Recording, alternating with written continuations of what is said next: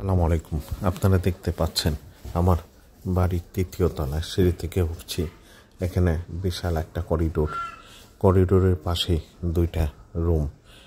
দুইটা রুমে বিছানা দিয়ে সাজানো আছে।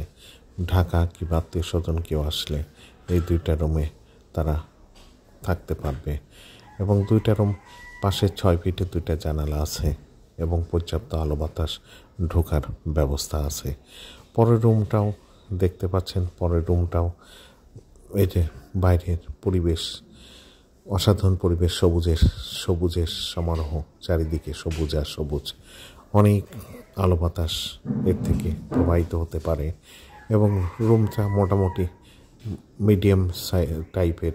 পরে দ্বিতীয় রুম, এটা একটা করিডোর, এখানে কিছু জিনিসপত্র রাখা আছে। দ্বিতীয় রুমটা এটাও মোটামুটি আছে, এটাও দুইটা জানালা থেকে দুদিক থেকে আলো বাতাস আসতে পারে এবং বিশাল একটা বারান্দা আছে। এখানে সবুজ দিয়ে কিছু ডেকোরেশন সাজানো হয়েছে এবং চারিদিকে সবুজ এবং বাড়ির বাইরের অংশটাও অনেকটা সবুজ, নির্মল বাতাস প্রবাহিত হতে পারে এই জানালা কিংবা বারান্দা দিয়ে।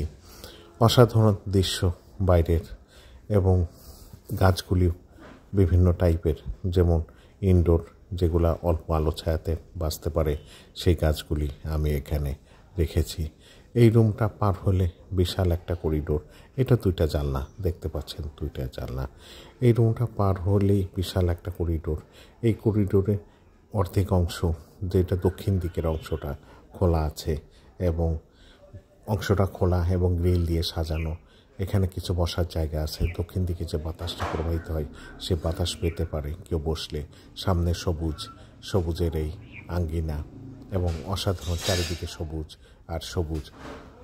ঢাকা কোলাহল পরিবেশ থেকে যদি আমার এই স্থানে কেউ যদি আসে, তা সামান্যতম সবুজের অনুভূতি বা গ্রামের যে পরিবেশ, সে পরিবেশটা এখানে অনুভব করতে পারবে, সবুজের সে পরিবেশটা অনুভব করতে পারবে।